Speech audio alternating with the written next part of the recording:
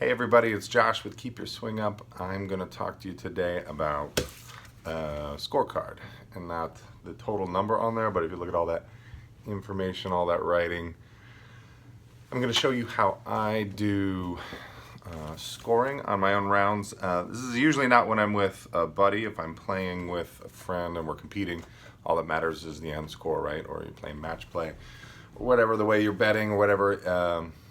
All that matters is the end result. But when I play rounds by myself, which I do quite often, or if I'm stuck with some random people or something like that, I'll keep a more intricate scorecard. I'm going to show you that now and kind of walk through what I do and why I do it and why it's useful for me as somebody who's trying to become a better golfer. I have my journey of becoming a scratch golfer. In this particular round, I shot an 82. So I'm not there yet. It should have been something like a 78, but that's always the case, right? Could have done a couple things better. So I'm going to walk you through what I record and how it is useful to me. So I have a pile of them on my desk. Do I really go through them later? Not necessarily, but I always go through it directly after my round. When it's still fresh in my mind, I can recall every shot and what I should have done if I did something wrong. I also really focus on what I did right. Tends to be a thing with golfers or humans, life in general. Really focus on the one thing you did wrong or the 10 things you did wrong and not the great moments. Okay, let's go over it and check it out. All right, so here's the scorecard. You can see that's a lot of information for one guy playing around a golf by himself. I have the date. I have some of the conditions here. It was about 37 degrees out. It was cloudy, light breeze. It got a little windier later, but just cold mostly and soggy. I should have written that down. Which tees I played from, the blue tees. Sometimes you switch it up. There's my name, home. Fairways hit. Greens in regulation. Putt 1, putt 2.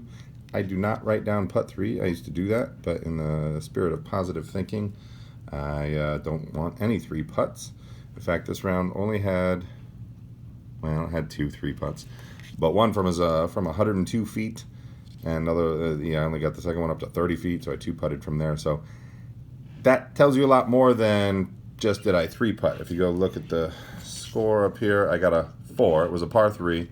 Terrible tee shot, but it still hit the green, but it was 100 feet away. So that's 3-putt range. That's fine. That deserves a bogey. If you do better, you're in great shape. So writing out just a 4 would say I got a bogey. I'd say a 4 with a 3-putt. That tells me something else. I did hit the green in regulation. It was just way the wrong side of the green. Kind of thinned it off the club. This also helps me remember exactly what the shot was. I can recall what it felt like, what club I hit. It was a 7-iron, a little bit uphill into the wind.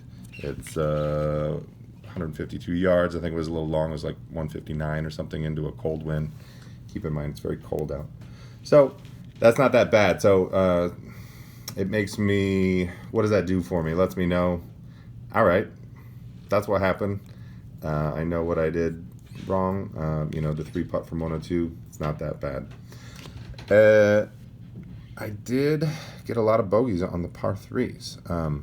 This first one, I'm not going to walk you through the whole round, but it just goes to show I can recall each shot exactly what happened. So I hit, this is an easy, it's easy except it's the first tee and it's to an island green, so it's a little scary. So you're just trying to aim from the middle of the green. I caught this one thin as well, kind of pulled it long, and it went into the bunker. So I wrote on there, sand. The bunker along left. I tried to chip it out of the bunker, hit it clean because it was a totally clean lie on hard-packed wet sand. Keep in mind it's late November. And I hit the edge of it. It bounced right back. Then I chipped it again from about 30 yards. It almost went in. It stopped 1 inch short. So I was kind of thrilled with that at the end of it. Second hole is a par 5. I did hit the fairway, then landed in a fairway bunker, sort of short. And then I write down 56 yards. So it's one thing to know I was in the sand, but I was 56 yards away. I used my rangefinder and then was able to get it on the green from there to 17 feet. So that shows me that's quite good shot. I was in the fairway. That's great. Fairway bunker, not great, but I got out. hit to 17 feet, and then got that up close to 1 foot, so an easy tap in par. That's nice.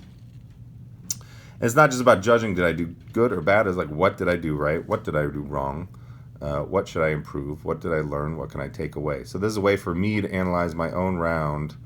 I usually don't walk through, maybe I tell my wife about it, she is certainly not interested, but sometimes we'll pretend to listen.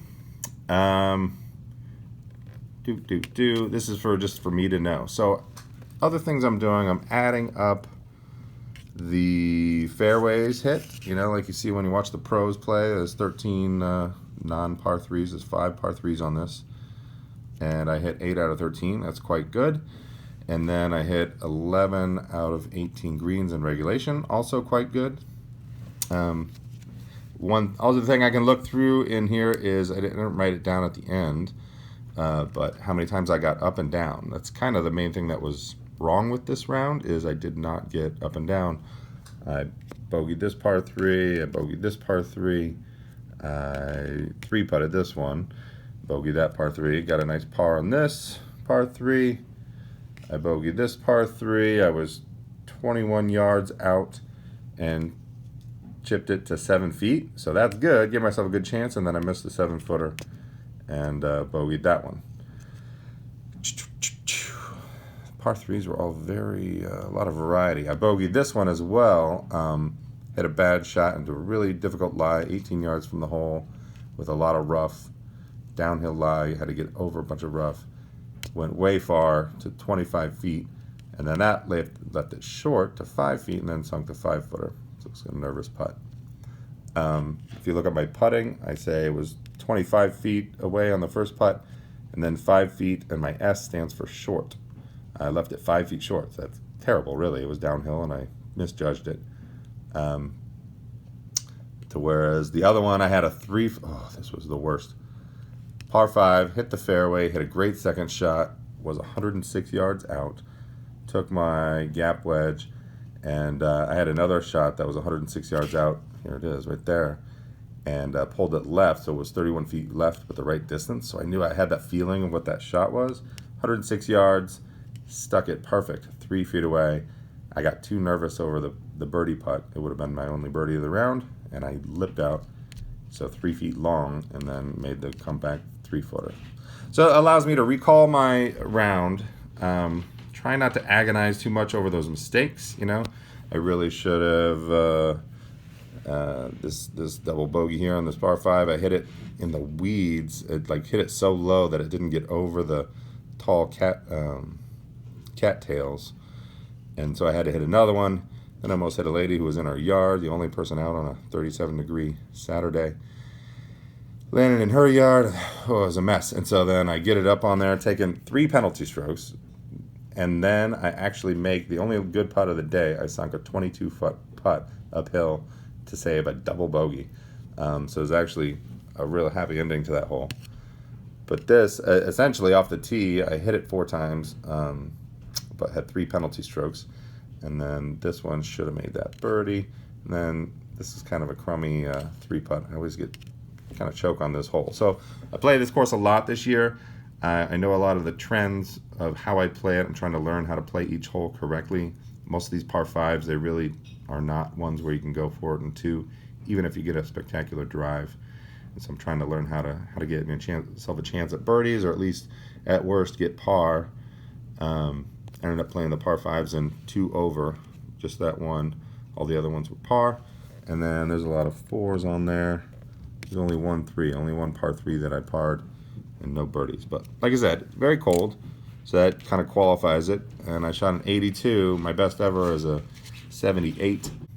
So all in all, very successful. I'm never happy unless I make my best round ever, and then I really have my quest to shoot a 72, or in this case 71 is par. So that's what I do. There you go. So that's how I'm analyzing my scorecard and keeping track of my own stats to improve my game. Let me know how you do it for yourself. I'd love to hear some new ideas and additional stuff. And that's it. It's Josh with Keep Your Swing Up. We'll see you next time.